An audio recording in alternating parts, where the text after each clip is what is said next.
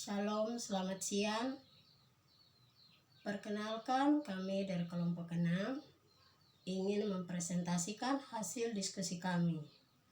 Perkenalkan, nama saya Yanti Rospitanari sebagai moderator.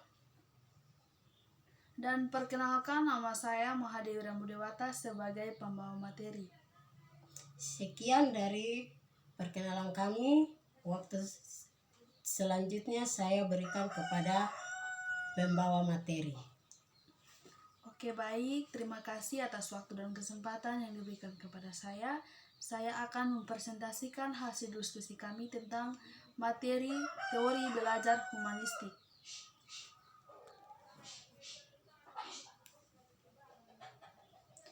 Latar belakang teori belajar humanistik. Namun sebelumnya kita harus mengetahui belajar itu apa. Belajar adalah suatu proses perubahan pada diri individu, yaitu perubahan perilaku sebagai hasil interaksi dengan lingkungannya. Perubahan sebagai hasil proses belajar dapat ditunjukkan dalam berbagai bentuk seperti perubahan pengetahuan, perubahan sikap, perubahan tingkah laku, perubahan keterampilan, serta perubahan kecakapan, kemampuannya, dan daya reaksi, serta daya penerimanya. Teori belajar humanistik. Teori belajar humanistik memandang bahwa siswa dapat dikatakan telah berhasil dalam belajar apabila ia telah mampu mengerti dan memahami lingkungannya serta dirinya sendiri. Teori belajar humanistik melihat proses dan perilaku belajar dari sudut pandang perilaku si pelajar, bukan dari sudut pandang pengamatnya. Lalu dengan demikian, pembelajaran pada dasarnya untuk kepentingan memanusiakan siswa sebagai manusia itu sendiri. Penganut aliran humanistik ini meyakini adanya perasaan, persepsi, keyakinan, dan maksud-maksud tertentu sebagai perilaku batiniah yang menyebabkan seseorang berbeda dengan orang lain. Oleh sebab itu, aliran-aliran teori belajar humanistik lebih cenderung disebut sebagai teori belajar yang paling ideal. Hal ini disebabkan setiap individu memiliki perbedaan kondisi individual yang sangat kompleks, sehingga teori belajar humanistik ini pada dasarnya menghendaki pemanfaatan, bahkan memadukan berbagai teori belajar dari aliran apapun, asal tujuan utamanya adalah memanusiakan manusia dalam bentuk pengembangan potensi-potensi siswa tersebut. Atas dasar pandangan-pandangan tersebut, teori belajar humanistik lebih mendekati sebagai teori belajar yang bersifat sangat eklektik. Lalu tokoh-tokoh tersebut sebagai berikut. Tokoh pertama yaitu Arthur Combs. Dia berpendapat dari tahun 1912 sampai pada tahun 1999 mempunyai konsep dasar dalam pembelajaran yang digunakan Arthur Combs adalah meaning atau makna atau arti kata tersebut. Konsep ini menganggap bahwa proses pembelajaran atau proses belajar pada siswa akan benar-benar terjadi apabila sesuatu yang dipelajari memiliki arti bagi individu siswa yang bersangkutan. Oleh karena itu, guru tidak bisa dan tidak akan bisa memaksakan pada siswa untuk belajar atau mempelajari suatu materi yang tidak disukai dan mungkin tidak relevan dengan kehidupan siswa. Lalu ada tokoh yang kedua yaitu Abraham Maslow. Konsep dasar teori Abraham Maslow, perkembangan teori Abraham Maslow didasari adanya asumsi bahwa di dalam diri individu terdapat sebuah usaha positif individu untuk berkembang dan kekuatan untuk melawan atau menolak hambatan yang mungkin belum berkembang.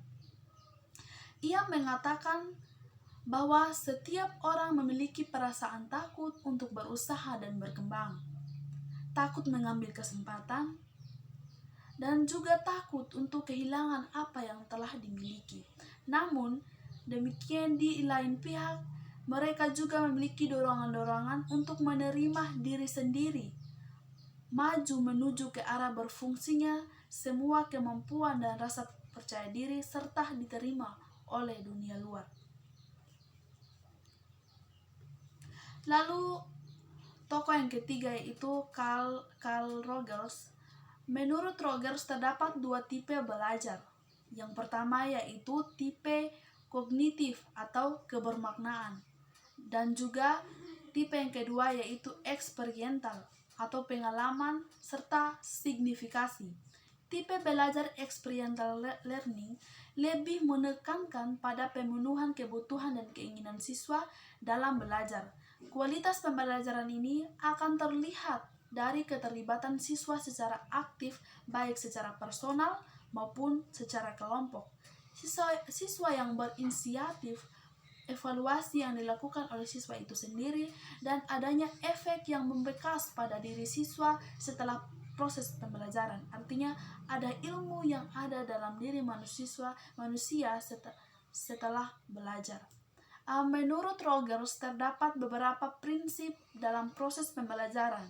Menurut pandangan teori belajar humanistik yang patut menjadi perhatian guru dalam melaksanakan proses pembelajaran. Prinsip-prinsip tersebut yaitu yang pertama, hasrat untuk belajar. Lalu yang kedua, belajar yang berarti. Ketiga, belajar tanpa ancaman. Lalu yang keempat, belajar atas inisiatif sendiri. Artinya, seorang siswa, dia belajar tanpa dorongan-dorongan dari luar, tetapi itu ada dorongan dari dirinya sendiri, atau dia berinisiatif sendiri untuk belajar, untuk cari tahu apa yang dia tidak tahu. Lalu yang kelima, belajar dan perubahan. Artinya, seorang siswa ataupun mahasiswa, dia berinisiatif untuk belajar, untuk mengetahui apa yang tidak dia ketahui dari awalnya. Nah, setelah dia belajar, maka di situ akan ada perubahan. Dia akan tahu apa yang dia tidak tahu dari awal begitu. Lalu aplikasi teori belajar humanistik. Poin yang pertama atau A, guru sebagai fasilitator. 1. Fasilitator sebaiknya memberikan perhatian kepada penciptaan suasana awal atau situasi kelompok atau pengalaman kelas. Lalu yang kedua, fasilitator membantu untuk memperoleh dan memperjelas tujuan-tujuan perorangan di dalam kelas dan juga tujuan-tujuan kelompok yang bersifat lebih umum. Lalu yang ketiga, dia mempercayai adanya keinginan dari masing-masing siswa untuk melaksanakan tujuan-tujuan yang bermakna bagi dirinya sebagai kekuatan pendorong yang tersembunyi di dalam belajar yang bermakna tadi. Nah, lalu yang keempat, di dalam berperan sebagai seorang fasilitator, pimpinan harus mencoba untuk mengenali dan menerima keterbatasan-keterbatasan dari masing-masing siswa atau dari dirinya sendiri. Lalu, ciri-ciri humanistik mengenai guru-guru yang baik dan yang kurang baik menurut Humakik. Yang pertama, guru-guru yang efektif tampaknya adalah menarik, lebih demokratis daripada autokratik, dan mereka mampu berhubungan dengan mudah dan wajar dengan para siswa, baik secara perorangan ataupun secara kelompok. Guru yang tidak efektif jelas kurang memiliki rasa humor, mudah menjadi tidak sabar, menggunakan komentar-komentar yang melukai dan mengurangi rasa ego, kurang integritas, cenderung bertindak agak otoriter, dan biasanya kurang peka terhadap kebutuhan siswa mereka.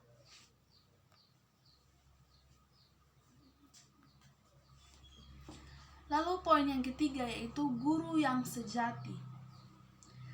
Mengajar yang baik bukan sekedar persoalan teknik-teknik dan metodologi, belajar saja untuk menjaga disiplin kelas.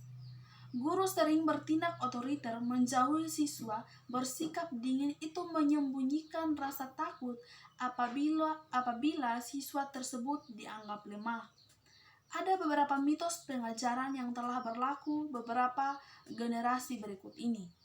Yang pertama, guru harus bersikap tenang, tak berlebih-lebihan, dan dingin dalam menghadapi setiap situasi atau menghadapi setiap sesuatu. Tidak boleh kehilangan akal atau tidak boleh marah sekali ataupun menunjukkan kegembiraan yang berlebihan. Guna harus netral, harus mampu menghadapi segala masalah dan tidak menunjukkan pendapat pribadinya. Lalu poin yang kedua, guru harus dapat menyukai siswa-siswa secara adil. Ia tidak boleh membenci dan memarahi siswa-siswanya. Lalu yang ketiga, guru harus memperlakukan siswa-siswanya secara sama tanpa memperdulikan watak-watak individual siswa. Lalu poin yang keempat, guru harus menyembunyikan perasaannya meskipun hatinya terluka. Ia tidak menunjukkannya, terutama di hadapan siswanya yang masih muda. Lalu poin yang kelima, guru diperlakukan oleh siswa-siswanya karena siswa-siswanya belum dapat bekerja sendiri dan bertanggung jawab atas kegiatan belajar mereka sendiri di kelas. Lalu poin yang keenam, guru harus menjawab semua pertanyaan yang disampaikan oleh siswa-siswanya.